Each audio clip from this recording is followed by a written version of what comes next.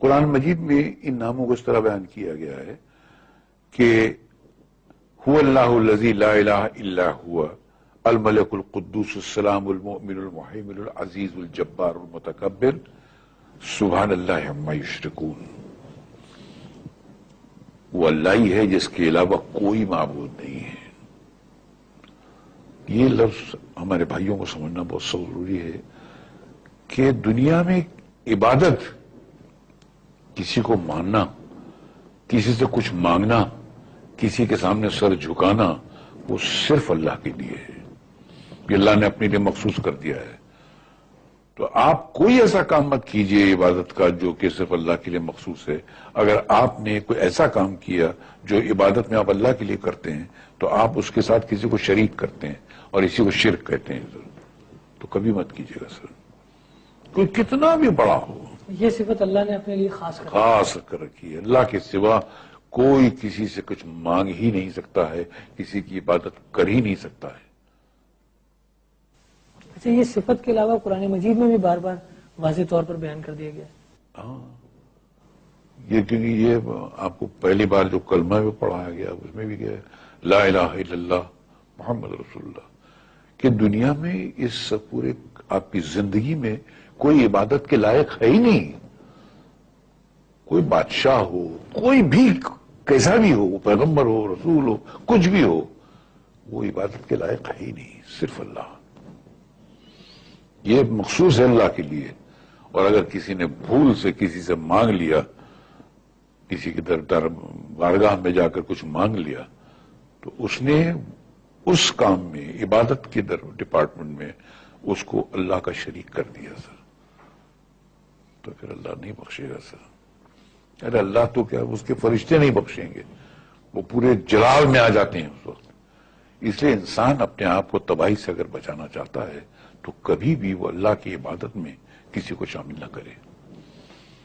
یہ صاف طور پہ بچ کے رہنے کا طریقہ ہے سر. خاص صاحب، یہاں پر آپ کو ایک دفعہ پھر روکنا پڑے گا کیونکہ وقت ہوا ایک کمرشل بریک کا. ناظرین، بریک لیتے ہیں اور بریک کے بعد آپ سے دوبارہ ملتے ہیں.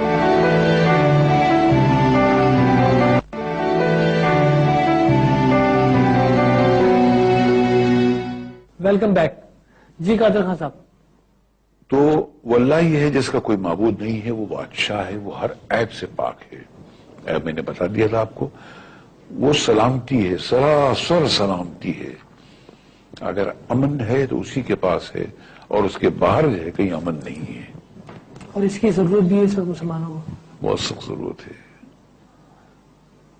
امن مسلمانوں سے چھین گیا ہے اس لیے کہ اللہ تعالیٰ نے اس نام کا ورد بند کر دیا ہے، اللہ کا نام دہرانا بند کر دیا ہے. وہ ایمان عطا کرنے والا آپ کے اندر وہ کانفیڈنس پیدا کرتا ہے، وہی پیدا کرتا ہے. آپ اس سے مانگ کے دیکھیے. آپ جو کہتے ہیں آمنت باللہ و ملائکتی، میں ایمان لاتا ہوں اللہ تجھ پر.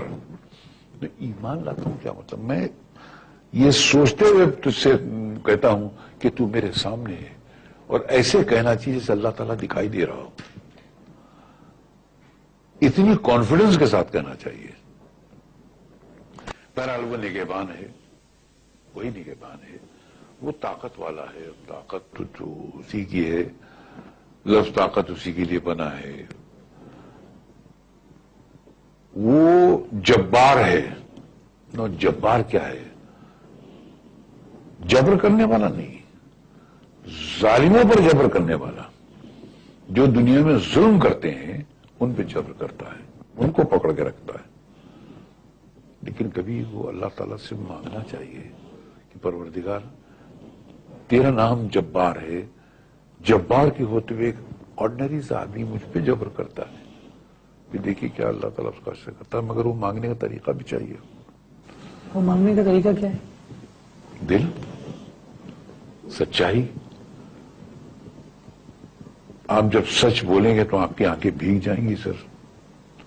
اور اللہ تعالیٰ سب کچھ برداشت کر سکتا ہے، اپنے کسی بندے کی آنکھ میں آنسو برداشت نہیں کر سکتا. کبھی سچے دل سے اس سے مانگ کر دیکھو، آنکھ میں آنسو آ جائے، پھر دیکھیے اللہ تعالیٰ دنیا ہلا دے گا آپ کی. کبھی اس کا آپ کو کوئی لائف میں ایکسپیرینس ہوا؟ بتائیے. بہت بار. آپ ضرور لا دیں گے. چلیے میں کوئی ایک واقعہ سنائیں.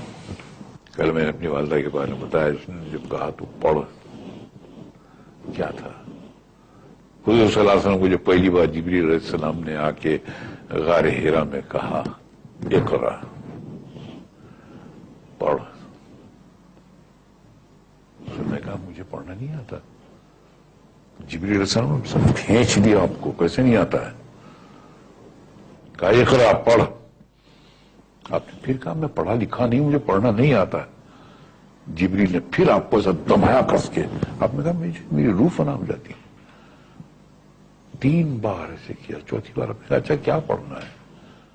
تب انہوں نے بتایا کہ اللہ کے نام لے کے پڑھ، جس نے انسان کو خون کے ایک لوتھڑے سے پیدا کیا ہے. وہاں سے اللہ تعالیٰ کا. تو یہ آیت ایسی ہے جو انسان اگر اس کو صحیح ڈھنگ سے پڑھے، اس کو سمجھ کے پڑھے، اس کی آنکھوں سے خود بخود آنسو جاری ہو جاتے ہیں. وہ ظالموں پہ جبر کرنے والا ہے، وہ ہمیشہ سے بڑائی والا ہے. متکبر جس کے لیے بڑائی بنی ہے، بڑا ہے. اب ایسا ہے کہ وہ ہمالیہ پہاڑ سے بھی بڑا ہے اور ہم جو ہیں وہ چیونٹیوں سے بھی چھوٹے ہیں. تو اتنا فرق ہے ہم میں اور اس میں. اس کا علم جو ہے وہ سمندر ہے، اور ہماری معلومات ہم چاہے کتنے بھی انٹیلیجنٹ ہوں ایک قطرہ ہے. اتنا فرق ہے ہمارے اور اس کے بیچ میں. تو وہ بڑا ہے. کچھ لوگ بولتے ہیں اللہ اکبر کا کیا مطلب؟ اللہ سائز میں بڑا ہے؟ نعوذ باللہ. امیجنیشن میں جو کو آپ کے آتے ہیں، اس کی طاقت وہ سب سے بڑی ہے، اس کی معلومات وہ سب سے بڑی ہے. جن جن چیزوں کو آپ تصور کر سکتے ہیں وہ سب میں بڑا ہے. اور ہم میں اور اس میں یہ اتنا ہی ریشو سمجھ لیجئے کہ اگر وہ سمندر ہے تو ہمیں قطرہ بھی نہیں ہے. کسی چڑیا کے چونچ میں قطرہ اور سامنے سمندر، کتنا فرق ہے؟ اس سے بھی کئی گنا زیادہ اللہ میں اور انسان میں فرق ہے. بہت ہی خوبصورت آپ نے یہ بات بیان کی ہے، لیکن وقت کی کیونکہ کمی ہے اور ہمیں یہاں پروگرام ختم کرنا پڑے گا. ناظرین، وقت کا کیونکہ اختتام ہو جاتا ہے، اپنے میزبان راشد محمود کو اجازت دیجیے. اگر آپ ہمیں ای میل کرنا چاہتے ہیں یا کال کرنا چاہتے ہیں تو ہمیں کال کیجیے 0900-222225 پر، اور ای میل کیجیے kk@aaj.tv پر. راشد محمود کو اجازت دیجیے. اللہ نے کے بعد.